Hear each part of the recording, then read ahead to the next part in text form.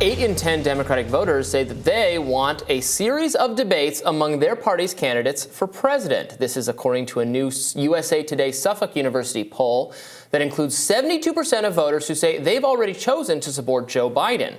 Among respondents, 58% said they would vote for Biden in a primary, 15% for Kennedy, 6% for Marianne Williamson, and 21% still undecided. Meanwhile, the New York Times put out a new interview with Robert F. Kennedy Jr.'s wife. The Times writes, quote, Cheryl Hines, the Curb Your Enthusiasm actress, is beloved in Hollywood. Now she's supporting the presidential campaign of her husband, Robert F. Kennedy Jr. Is she normalizing his often dangerous ideas? Journalist and friend of the show, Lee Fong, commented on the Times framing, quote, how is this news and not an op-ed? Glenn Greenwald tweeted, this New York Times article on RFK Jr.'s wife, the popular actress Cheryl Hines, is so revealing. It's essentially saying, of course we must expel RFK from all precincts of decent liberal society. He's opposing Joe Biden, but is there a way we can let her remain? Yeah, this article in the Times is insane. How so? It's like Lee, I agree. I mean, it's not quite right for an op-ed, but it is so agenda-driven. It's not straight news at all. The title is Robert F. Kennedy Jr. wants to be president. Cheryl Hines is along for the ride. The idea for this article is a good one. It's absolutely, there's always reporting on candidates' spouses. Sure. The story of how I think it's a second marriage for both of them, and how they met is interesting. Cheryl Hines herself, her career trajectory is interesting. I understand that she was a somewhat minor actress until her really big role in Curb Your Enthusiasm. But this article, and there's a lot of good information and detail along those lines in this article, but it is all framed with, what do we do with this person who's likable Hollywood star, married to someone who we think is so despicably dangerous, unsafe in what he thinks about vaccines? Yeah, I mean, I think the subtext is she normalizing his often dangerous ideas? And the subtext of the article is, if we like and respect and still include Cheryl Hines, is that suggestive of the fact that some of the worst things that have been said about RFK Jr.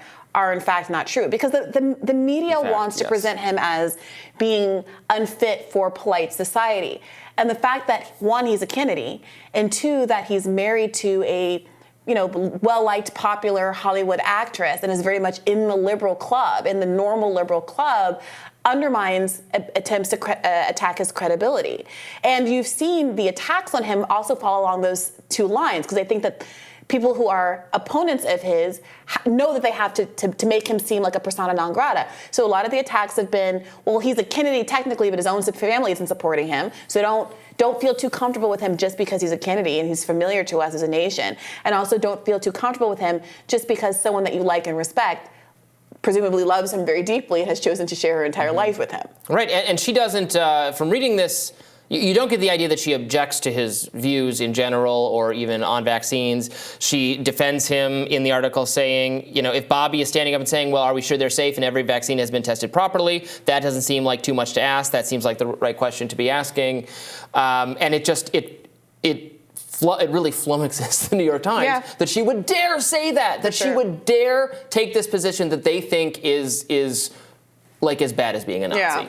What do you do about a person who is cool and nice and friendly and pretty, but has this one view that we associate with Nazis? Yeah, and plus also that we say is as bad as the most evil, horrific thing we could possibly put together. And for better or for worse, vaccine skepticism is very popular in a place like California, not with respect to the COVID vaccine in particular. It just used to not be so polarized. There used to be plenty of vaccine But they were skepticism. liberal. They were liberal moms who are affluent, who maybe felt like their kids should be treated separately and more special than others, and also who might have some sincere concerns about some of the vaccine schedule.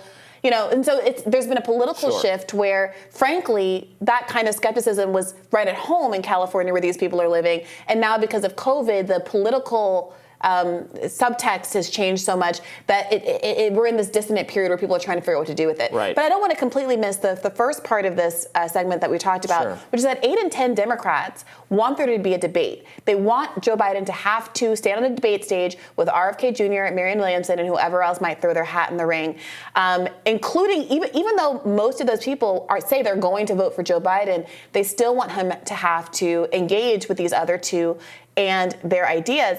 It's worth noting that Chris Christie also has been given a CNN town hall despite polling at 0%, 1% in the race. Marianne Williamson, who has polled as high as 11%, has not been given that same kind of opportunity. And she went on Fox News recently to discuss this question around the force the debate movement. Let's take a look.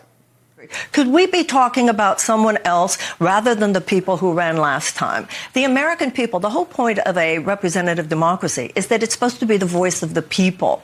So traditionally, the role of the political party is to stand back in a primary season, let the voters decide. And as you said, the majority of Democratic voters want to hear from someone besides the president. The president should not just be shoehorned in for the nomination by the DNC, as you're indicating. And that's why I think it's important that the president debate both of his challengers. And I look forward to it. And I'm glad that so many people seem to agree.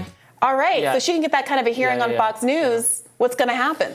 No, and there's no argument against doing a debate at all. There's no argument against doing town halls. If CNN is doing town halls with Nikki Haley and Chris Christie, and if they're going to go down the line of Republican nominees, and that's fine. And Donald that's Trump. Appropriate. And Donald Trump. That's appropriate to do. And then just pretend Marianne Williamson and to some extent RFK Jr. don't exist. They're mostly pretending Marianne doesn't exist, maybe throwing her a bone every now and then they're pretending RFK Jr. exists to the extent that is a horrifying thing for them to contemplate and needs to be stopped at all costs. Right. As evidenced by all this commentary on Cheryl. How could she be married to someone who's this evil? It is also worth noting. Again, would they ever write a profile of Joe Biden and ask whether she's comfortable with the dangerous ideas he said things about vaccines that ended up being wrong in the other direction. Yes. It's only all going kinds in of that foreign direction. policy opinions that are more directly linked to real death and horror all across the world. Absolutely. So, I think that's fair. Or his busing opinions about segregated busing in the 1970s. That little girl was me. All of that stuff. Have we ever asked Jill Biden to account for that? His odd statements about lifeguarding at a swimming pool and the black kids liking to pet his blonde leg hair. I mean, Joe Biden is full of cringe statements that Jill Biden has never been asked to respond to, or obviously the Me Too allegations against Joe Biden, which extend far beyond just what Tara Reid has accused him of. So I think that is all legitimate and true. It's also worth noting that some of these independent platforms that many of us think could open up the space for a genuine democracy outside of the control of both of these corporate parties have also not been especially friendly to Marianne Williamson. Elon Musk represented that he would have Twitter Spaces for anybody who wanted one. He did have one for RFK Jr., despite him running as a Democrat. He's gotten a lot of support across the aisle. Marianne Williamson responded to that exchange saying, yes, let's do a Twitter Spaces as well. As of now, it's not forthcoming, and we'll see if there's any pressure for him to do so. You should absolutely do one with her. We have her on often and talk to her about her efforts to run for the 2024 nomination. And I'm excited to say we are going to, I know we've been teasing an RFK Jr. interview. We are making that happen, and we'll have that coming up pretty soon. I'll have more details for that in the next day or so, and we'll have more Rising right after this.